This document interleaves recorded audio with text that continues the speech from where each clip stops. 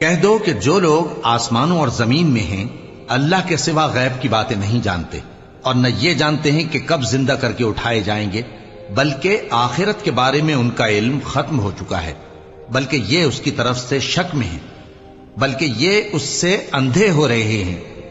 اور جو لوگ کافر ہیں کہتے ہیں کہ جب ہم اور ہمارے باپ دادا مٹی ہو جائیں گے تو کیا ہم پھر قبروں سے نکالے جائیں گے؟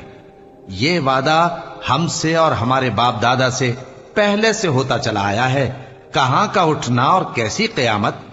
یہ تو صرف پہلے لوگوں کی کہانیاں ہیں۔ کہہ دو کہ ملک میں چلو پھرو، پھر دیکھو کہ گناہگاروں کا انجام کیا ہوا ہے، اور ان کے حال پر غم نہ کرنا اور نہ ان چالوں سے جو یہ کر رہے ہیں تنگ دل ہونا۔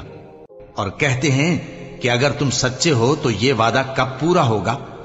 کہہ دو کہ جس عذاب کے لیے تم جلدی کر رہے ہو شاید اس میں سے کچھ تمہارے نزدیک آ پہنچا ہو، اور تمہارا پروردگار تو لوگوں پر فضل کرنے والا ہے، لیکن ان میں سے اکثر شکر نہیں کرتے۔